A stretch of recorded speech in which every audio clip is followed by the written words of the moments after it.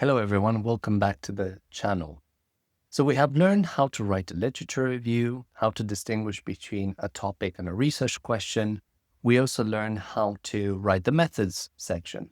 Well, today it's time to understand and to write how to leave the intellectual conversation that we entered.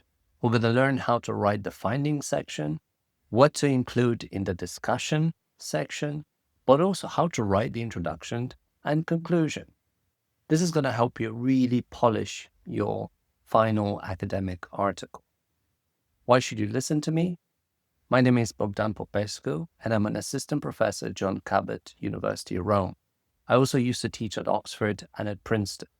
Over the years, I published a variety of peer-reviewed academic articles and also an academic book. I also helped many graduate and undergraduate students write their theses, but also articles that they end up publishing. So stick around and let's delve right into it. Okay, so we're discussing findings, discussion, intro, and conclusion. So we have covered how to go over the literature review and how to do one. So this fundamentally tells us how to enter a conversation, how to enter an intellectual conversation.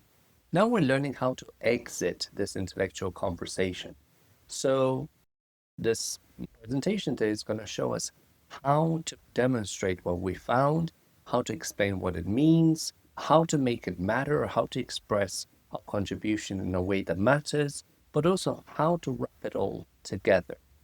So this is what I'm going to cover in this short presentation. So the findings section, what are the relevant information that's worth including there, the discussion section, and then finally the introduction and conclusion section. If you watch the previous videos, you find it a bit counterintuitive, the fact that I'm covering the introduction and conclusion section at the very end. This really has to do with the fact that the introduction and the conclusion to be written at the very end. They're supposed to succinctly synthesize and summarize everything that we have done so far. So that is why the introduction needs to, because the introduction and conclusion are so similar to one another, it is important to do this at the very end. Not surprising is the fact that findings and discussion typically appear at the end of an article. So while there might be some overlap in terms of what's within these sections, there's also some substantial differences. So findings are really about what the data shows. They're much more descriptive and based on evidence. So here's where you can see statistical surveys, you can see quotes, you can see comments on observed patterns. The discussion section, on the other hand, is much more about the meaning of these findings. It's much more interpretive and much more synthetic. So typically discussion sections include information about the significance, information about implications, but also limitations. It's important when you write the findings section to have a few important questions in mind. So the very first one is, does each finding directly help answer the research question? Are the findings relevant and thematically cohesive? So this is where we could organize them by theme and not just by chronology or data source. Are the findings also situated in existing research? So this is where we can compare the findings to 2 or 3 studies that use the same method or try to tackle or deal with a similar problem. So let's just do some practical exercise right now. If you watch the previous videos, we have a standard article that we try to emulate. So let us take this model article and look at the conclusion and the introduction, the conclusion and the discussion. It's important to use some of the language that the authors are using, but it's important not to write more than 3 or 4 sentences for each. So try as a task to answer the following questions. Do the findings answer the author's research question? If they do, how? Are the findings in line with what the author expected? This is, for example, what I did in my case. This is February 2014. This is the article that I also use as a model article for the other sections in the other videos. So when it comes to the first question, Do the findings answer the author's research question, and how? So in this case, yes, the findings do answer the questions.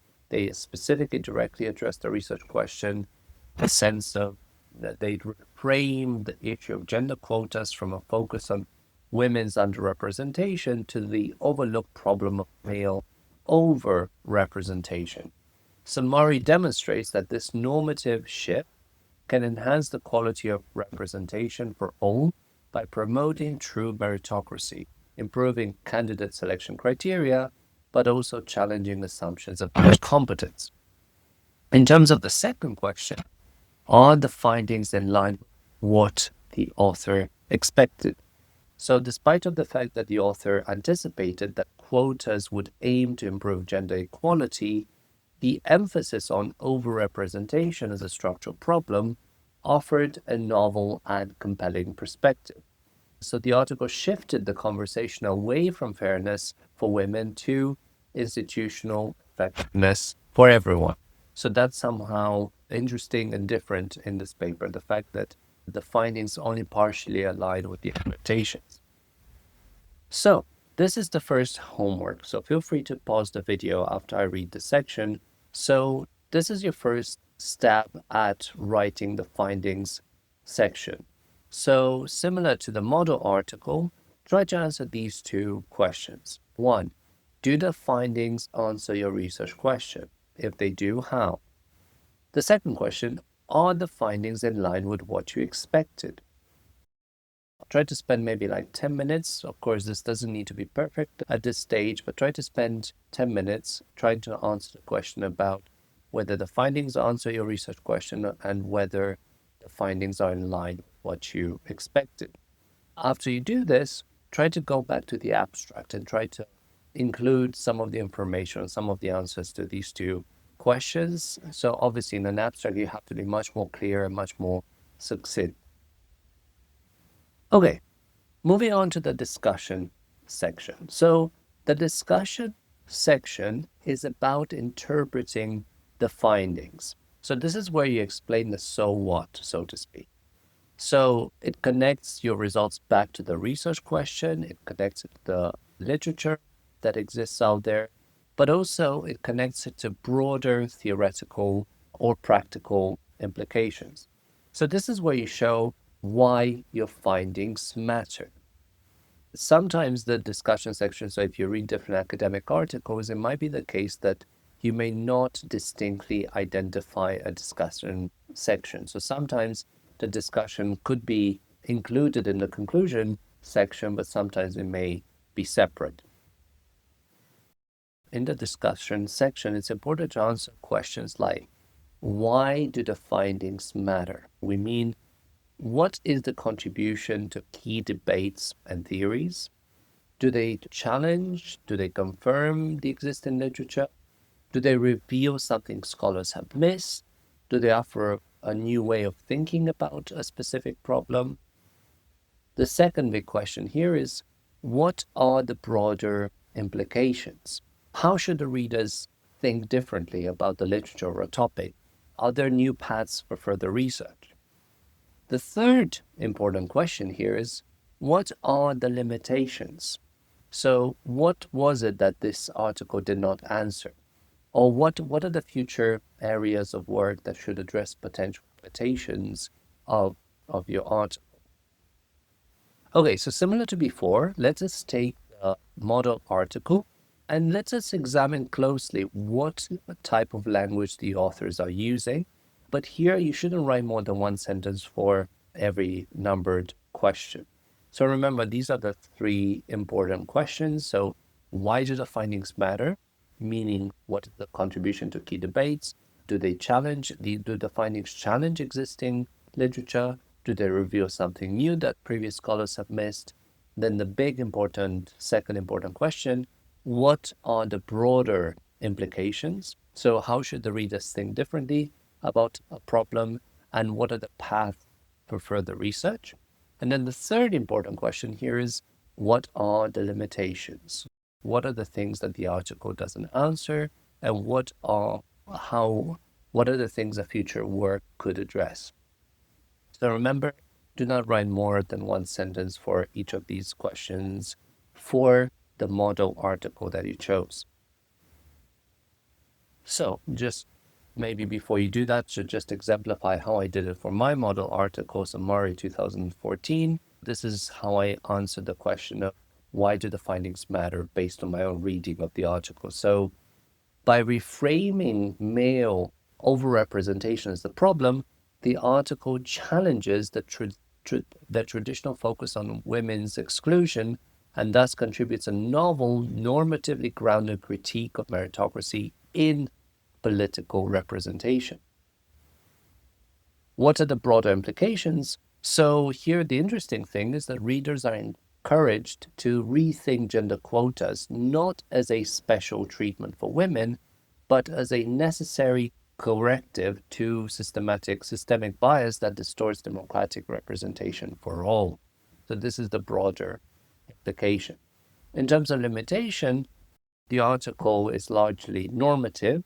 So this means that there is need for future empirical research in order to evaluate how reframing quotas or how reframing quota debates affects public attitudes, but also policy outcomes.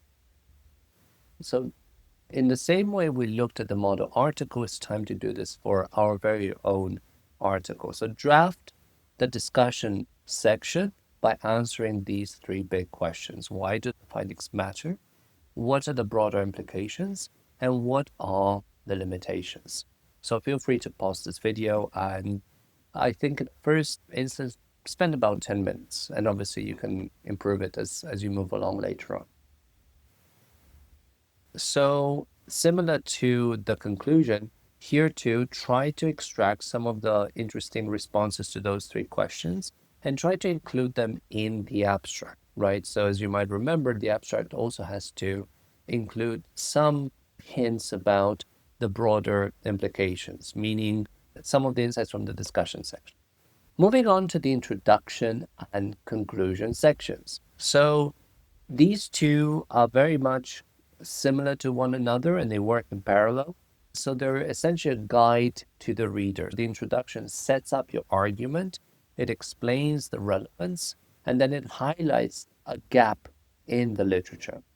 The conclusion similarly mirrors the introduction, but also synthesizes the work that has been done. So the findings, and then it does explain the implication and may suggest areas for future research. So if we were to really simplify what these sections are all about, the introduction is about what and why, while the conclusion is about so what and what is next. So in terms of the introduction, so it's important to start with the overall field and then zoom into a specific question. So this is where you can identify analytical themes and the literatures that engage them. So starting from a very abstract level and then gradually zooming in. So you can do this in the introduction section as well. It's important to state the gap in the introduction and then take a positional stance. So what does this mean? This means answering this question. Are you building on existing work? Are you pushing back against it? And then this is also, the introduction is also an important place where you have to frame the argument. So for example, things like, I find that gender quotas are a key factor. And then finally, it's important to include in the introduction some explanation about why your research question is interesting and why it doesn't matter. Similarly, so it's important to restate the key. So this was for the introduction section. Moving on to the conclusion section, this is where you have to include, in a very similar way to the introduction, so things like, I have shown that gender quotas are a key factor in explaining this phenomenon. This is also where you have to explain why your findings matter. This is where you have to discuss the implications for these findings for the more general literature.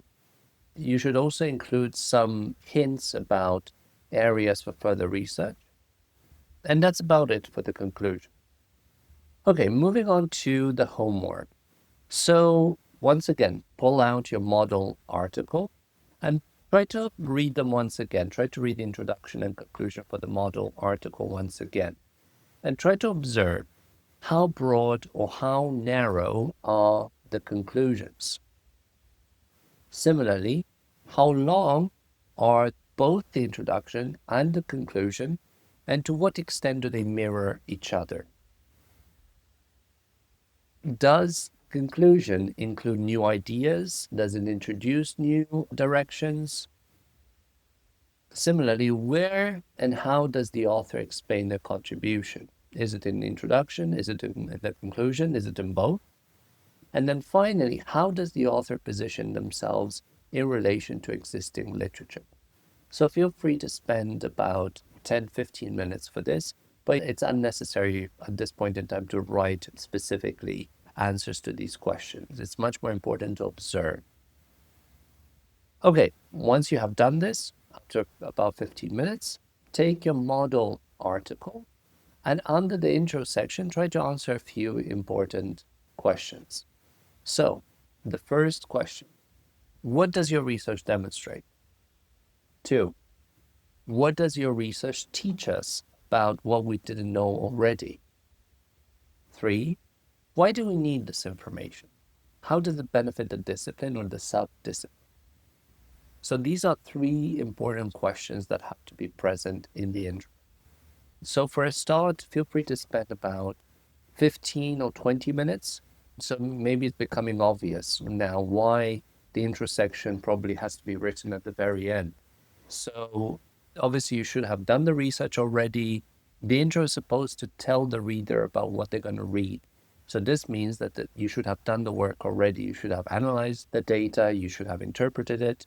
And now you have to think more broadly about what this means. So this is obviously the place where you can answer the question about what your research demonstrates.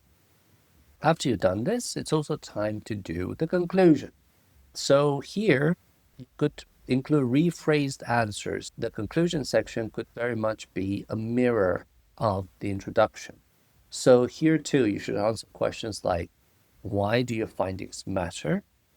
What should the reader remember?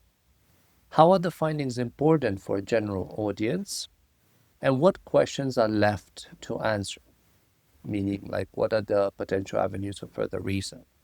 Okay, so you might probably wonder already, especially if you watched the previous video, how is this different, or what you write in the introduction and conclusion? How is this different from the literature review, from the findings, from the discussion? There's a lot of overlap seemingly between the literature review, findings, discussion, intro, conclusion.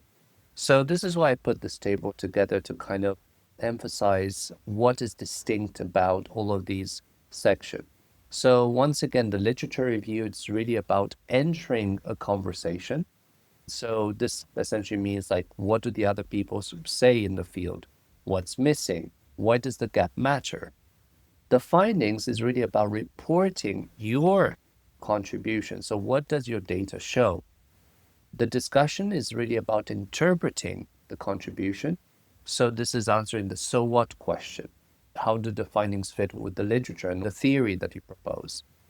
The intro is about framing the project. So what is the problem? What am I asking? Why is it important to answer this question now? And finally, the conclusion is about reflecting on what you found. So what did I show? Why does it matter? What is next? What's missing? The reason why some of the information that I presented to you about what you should include in introduction and conclusion, why that information may seem a bit repetitive, is because writing is a repetitive task. So you start off with posing a question that initially might be very generic or very abstract. The more you progress in writing the article, the clearer it becomes and the more specific it becomes. You pose a question at the start, you evaluate what other scholars have said, then you also articulate what you found, and then you emphasize how what you found changes what others thought. So this is why there's a lot of overlap among all these parts. Okay, so final steps. I strongly encourage you to watch the previous videos because I covered important elements such as how to write a literature review, how to write the methods section, how to talk about your findings. But at the very end, you should have a draft. So if you watch all the videos and if you do the homework, you'll soon realize you actually have a draft. So what are the next steps? So the next step would be to read your draft twice. As messy and as imperfect as it is, you shouldn't do any edits at that stage. You should just simply read the draft and then just absorb. After you do this twice, try to get back to it and identify what are the sections that still need work. Still, you don't need to do any editing, but it's important to identify the sections where you still need to do some more. Try to write up a list of things, of actionable things that still need to be done. So be specific there and actionable. So things like insert data citation or fix citation, but avoid vague tasks such as fixed framing, because framing is, as I sort of alluded to, it's a very abstract concept and it could mean very different things. So it's important to create a list with tasks that are very specific and actionable. And then obviously implement the changes. So go through that list and complete the actions that you proposed. In the next iteration, the draft, it's important to not have glaring omissions, right? So you shouldn't aim for perfection. You should aim for good enough. As you progress, as you really iterate over the drafts, you move closer and closer to perfection. But it's important to be mindful that obviously perfection doesn't exist, probably a trope that everybody's familiar with, but just try to implement these changes so that your next draft is good enough. And then finally, as you progress towards what you think the final outcome or the final output, it's important to ask for feedback, right? So ask for feedback from your mentors or from trusted colleagues.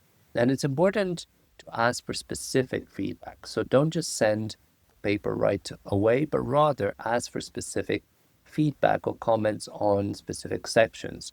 Specific requests such as, could you comment on the framing in the introduction? Does the conclusion clearly explain why this matters?